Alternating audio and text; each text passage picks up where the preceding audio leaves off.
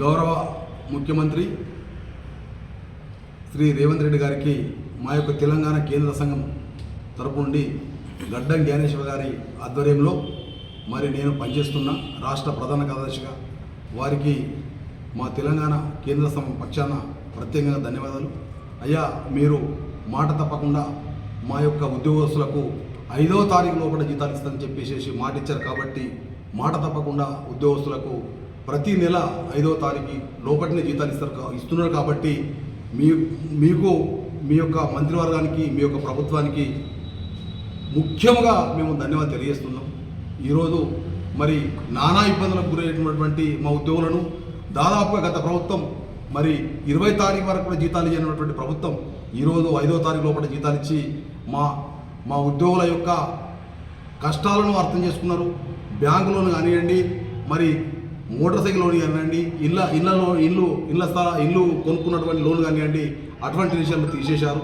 మరి అదే కాకుండా మరి నేను 31/12/2023 రోజు రాష్ట్ర ప్రధాన కార్యదర్శి ఎన్నికైన ఆ రోజు నుంచి నేను ఒకటి సాధించింది ఏంటంటే, దాదాపుగా గత 10 సంవత్సరాల నుంచి కాని సమస్యను ఈ యొక్క ముఖ్యమంత్రి అయిన తర్వాత వారి దృష్టికి ఒకటి తీసుకెళ్ళాం.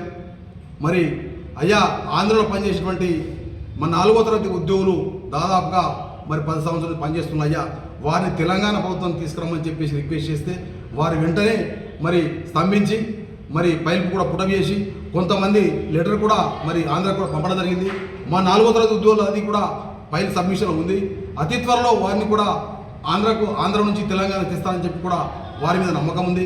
మరి అంతేకాకుండా మేము పిఆర్సీ కమిషనర్ గారికి మేము రిపోర్ట్ కూడా సబ్మిట్ చేయడం జరిగింది.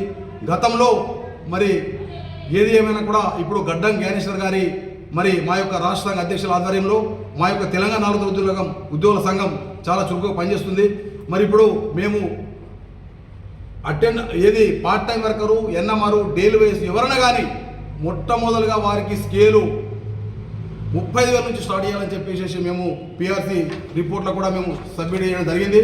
అంతేకాకుండా మరి ఇప్పుడు ఉద్యోగస్తులకు మరి ఫిట్మెంట్ 51,000 మేము అడిగాం. మరి వారు కూడా పిఆర్సీ కమిషనర్ కూడా మంచిగా రెస్పాన్స్ ఇచ్చి తప్పకుండా కూడా మరి ఎట్టి పరిస్థితుల్లో కూడా మేము గవర్నమెంట్ రికమెండ్ చేస్తామని చెప్పి వారు పిఆర్సీ కమిషనర్ కూడా వారు చెప్పడం జరిగింది. అంతేకాకుండా మరి దాదాపు 10 సంవత్సరాల నుంచి మా 4వ తరగతి ఉద్యోగస్తులు యూనిఫామ్ నోసుకోలేదు. యూనిఫామ్ గురించి కూడా మేము మరి పిఆర్సీ కమిషనర్ కూడా చెప్పడం జరిగింది. తప్పకుండా కూడా యూనిఫామ్ ఇప్పిస్తానని చెప్పేసి కూడా వారు హామీ ఇవ్వడం జరిగింది. అంతేకాకుండా గతంలో మరి చనిపోయిన ఉద్యోగస్తులకు మరి 20,000 రూపాయలు ఇస్తుండే ఇప్పుడు 75,000 రూపాయలు అని చెప్పి కూడా మేము పిఆర్సీ రిపోర్ట్లో మేము వారికి రికమెండ్ చేయడం జరిగింది. అది కూడా మరి రాష్ట్ర సంఘం తరపు నుంచి మేము రికమెండ్ చేస్తే తప్పకుండా కూడా నేను రికమెండ్ చేస్తే గవర్నమెంట్ కూడా చెప్పడం జరిగింది. అంతేకాకుండా మరి ఇప్పుడు మేము కోరేది ఏంటంటే, అయ్యా, ఈ జూలై వస్తే నా 5వ డిఎల్ పెండింగ్ అవుతాయి. దయతలంచి ముఖ్యమంత్రి గారికి నేను రిక్వెస్ట్ చేస్తున్నా. ఆర్థిక పరిస్థితి వాస్తవంగా చాలా వీక్ ఉంది.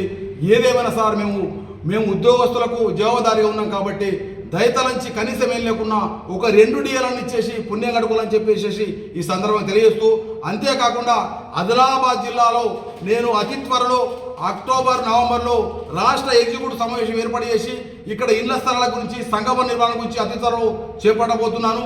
నా యొక్క సర్వీసు ఇంకా 6 సంవత్సరాలు ఉంది. నా యొక్క సర్వీసులో నా యొక్క నాయకత్వంలో ఇండ్ల స్థలాలు మరియు ఒక సంఘవనం పూర్తి చేయాలని చెప్పేసి కంకణ కట్టుకున్న.